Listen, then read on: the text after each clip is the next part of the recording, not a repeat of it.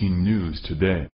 Please subscribe and then check notification box to get all breaking news alerts. Of GOP lawmakers ambushed in Virginia 12 HRs after Trump's SOTU. It hasn't even been a full 24 hours since President Donald Trump's first State of the Union address last night, and now we're getting word of a train filled with GOP lawmakers at the center of a terrifying incident. It was clear that Democrats and their supporters were visibly enraged at last night's SOTU hearing, all the success in Trump's first year that the country has greatly benefited from. Now, as these Republicans were heading into a publicized retreat in Virginia, their plans were immediately derailed.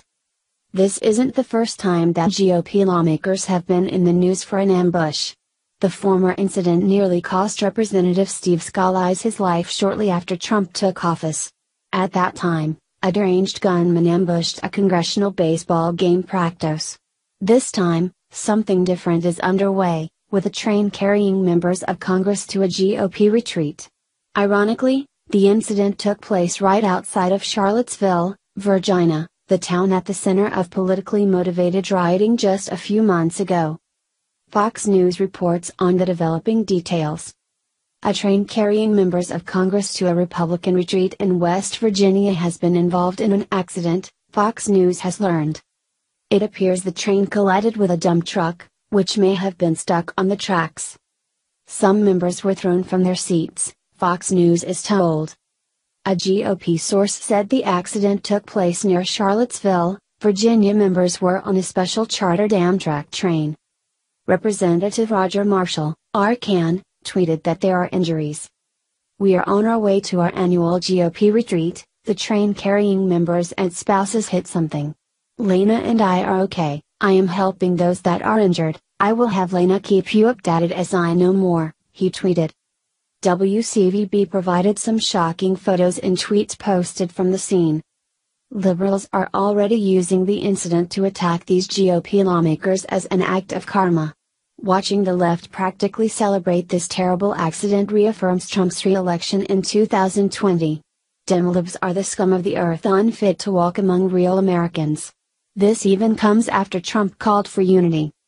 CNN has gathered more details of how and why this accident occurred, which at this time sounds like an unfortunate event, not an intentional attack. However, a detailed investigation could prove additional answers.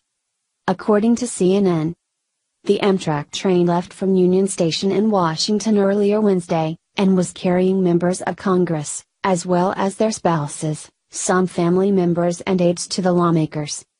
Representative John Faso, a New York Republican, who was on the train that crashed, said he was able to see the truck that hit the train, and that he was told that injuries were expected from people in the truck, not the train.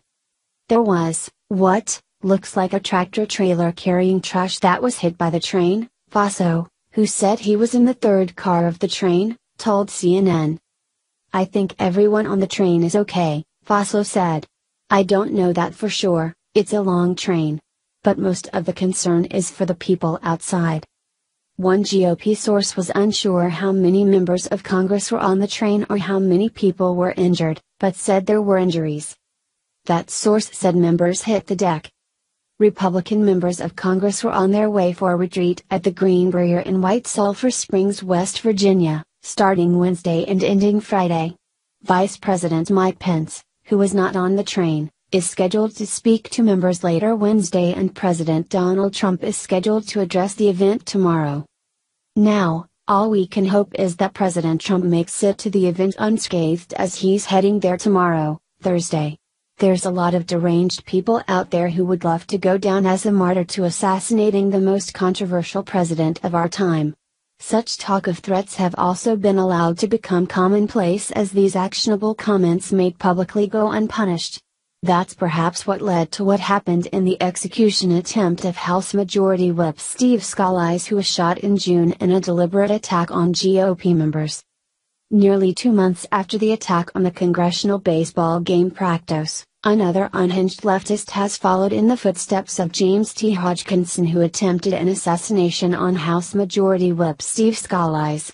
Another GOP victim has been identified as a committeeman in Pennsylvania, and now we know the identity of who shot 2 bullets into his head and why. G. Brooks Jennings is dead now, and his wife witnessed the entire execution after their unhinged liberal neighbor had enough of the couple's support of President Donald Trump and their opinions within their political party.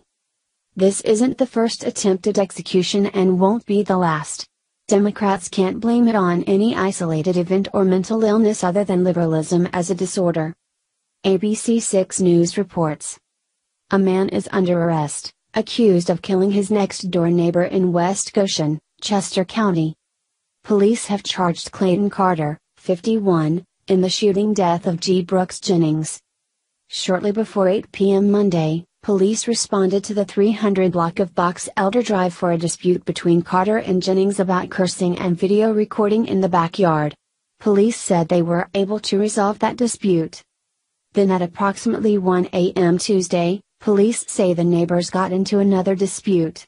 Carter told police that Jennings shined the light into his eyes while he was outside.